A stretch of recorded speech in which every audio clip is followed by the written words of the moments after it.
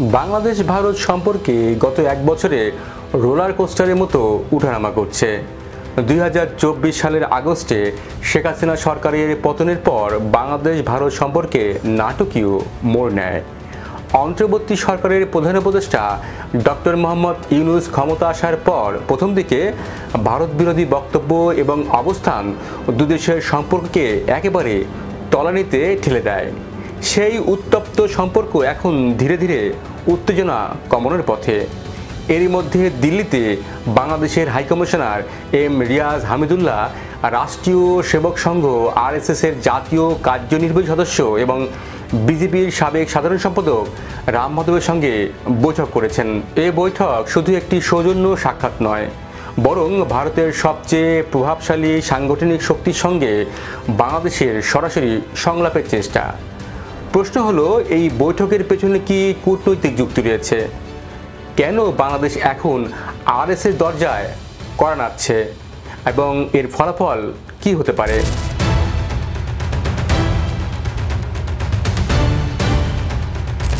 ভারতের ক্ষমতার কেন্দ্রে শুধু মন্ত্রিসভা নয়, বরং আরএসএসের দীর্ঘদিন ধরে নীতি, মতাদর্শ এবং সাংগঠনিক সমীকরণে বিশাল প্রভাব বিস্তার করে আসছে।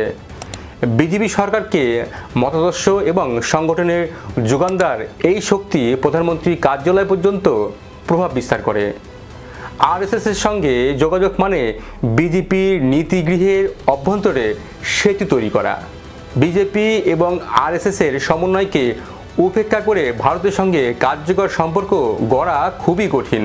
রাম মাধব, যিনি অতীতে বিজেপির সাধারণ সম্পাদক ছিলেন এবং এনডিএ সরকারের অন্যতম গুরুত্বপূর্ণ থিঙ্ক ট্যাঙ্কও ছিলেন, তার সঙ্গে বৈঠক কেবল প্রতীকী নয়, এটি একটি বার্তা যে ঢাকা এখন ভারতের মূল মতাদর্শিক শক্তির সঙ্গেও সংলাপের পথ খুঁজছে।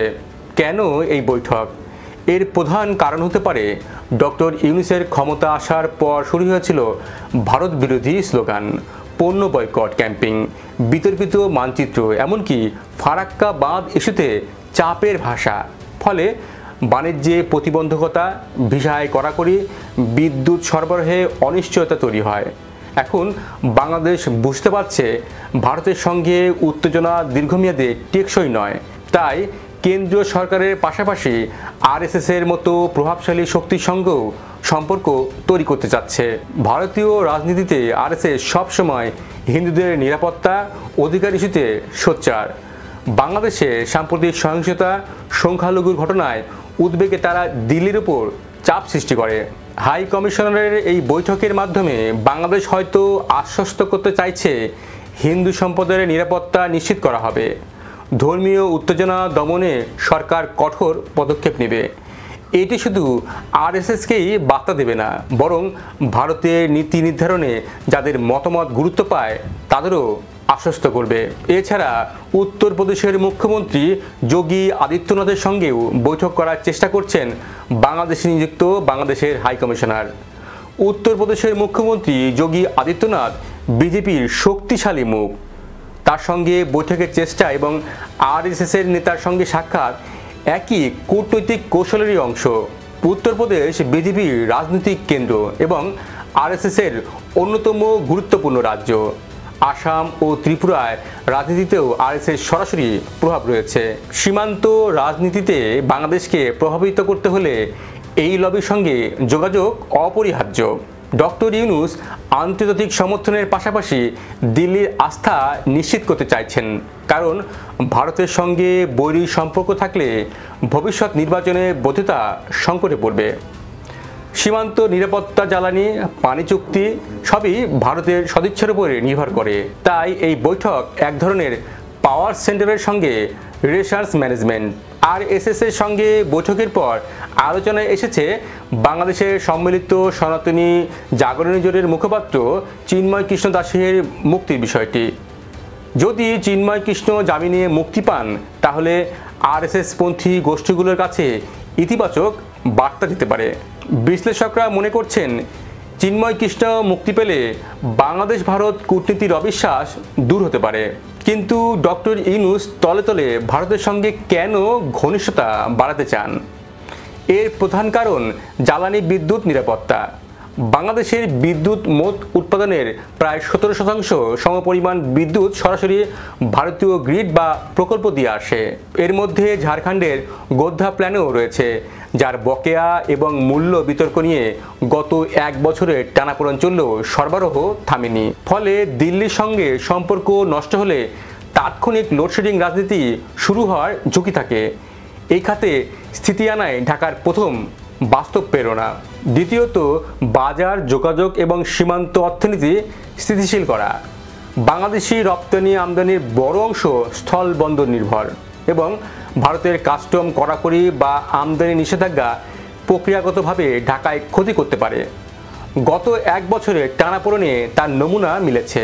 তার উপর ভারতীয় ভিসা সীমিত হওয়ায় জনপ্রতি ব্যয়ের বাইরেও সরকারের উপর সামাজিক রাজনৈতিক চাপ বেড়েছে। কঠিন বাস্তবতার পরিস্থিতি সামাল দেওয়া অন্তর্বর্তী সরকারের অন্যতম লক্ষ্য। তৃতীয়ত, নিরাপত্তা রাজনীতি এবং দিল্লির রেড লাইনকে শান্ত করা। ভারত বহুবার ইঙ্গিত দিয়েছে যে বাংলাদেশে পাকিস্তানি আইএসআই যোগ, উত্তর পূর্ব ভারতে অস্থিতিশীলতার আশঙ্কা বা সীমান্ত রাজনীতি হুমকি তারা গুরুত্বভাবে নেয়।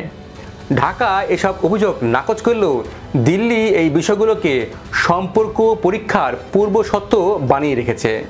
এমন প্রেক্ষাপটে উত্তেজনাপূর্ণ ভাষা কমিয়ে আঞ্চলিক নিশ্চয়তার বার্তা দেওয়া ঢাকার কৌশলগত লক্ষ্য।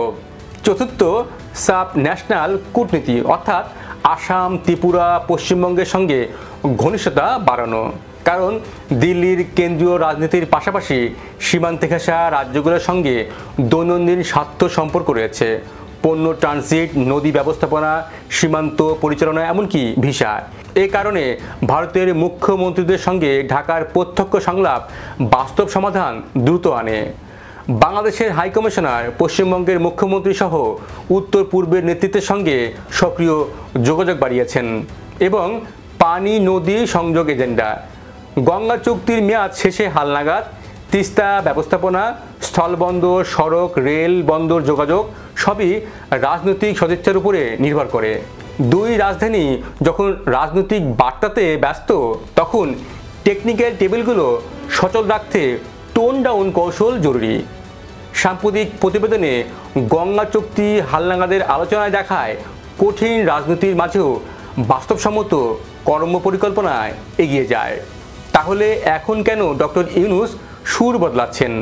প্রথমত, অর্থনীতি, বাণিজ্য সহযোগিতায় বাধা, স্থলবন্দরে গতি কমা, ভিসা কড়াকড়ি সব মিলিয়ে যেটা হচ্ছে তা জনজীবনে সরাসরি প্রভাব ফেলেছে।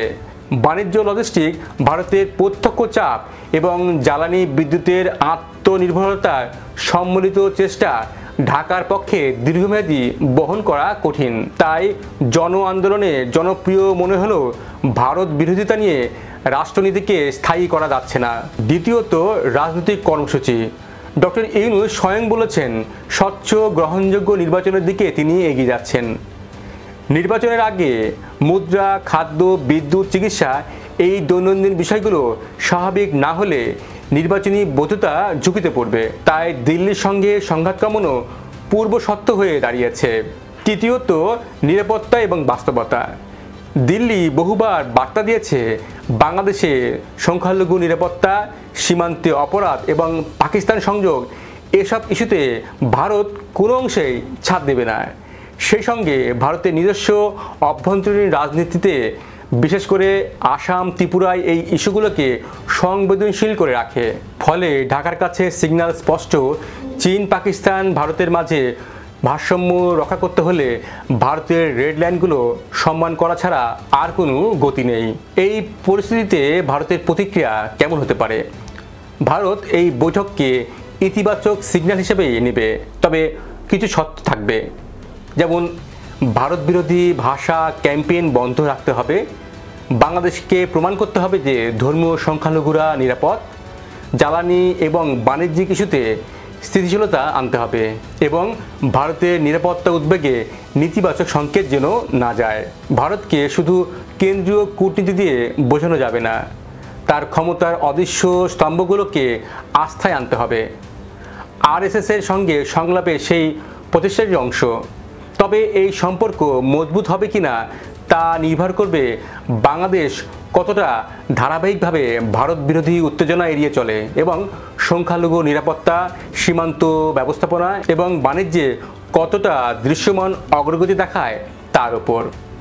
অন্যদিকে দিল্লি যদি দেখে যে এই পদক্ষেপ নিছক কৌশল নয় বরং বাস্তব স্বার্থ সহযোগিতার রূপরেখা, তবে এই বৈঠক হতে পারে ভারত বাংলাদেশ সম্পর্কে নতুন আস্থার সূচনা বিন্দু। দর্শক, এই বিষয়ে আপনাদের কাছে প্রশ্ন, তলে তলে ভারতের সঙ্গে কেন ঘনিষ্ঠতা বাড়াচ্ছে ডক্টর মোহাম্মদ ইউনূসের অন্তর্বর্তী সরকার? জানান আপনার মতামত। ভিডিওটিতে শেয়ার করুন এবং লাইক দিন। সম্ভব হলে আমাদের চ্যানেলটি সাবস্ক্রাইব করুন। আর এতক্ষণ আমাদের সঙ্গে থাকার জন্য ধন্যবাদ।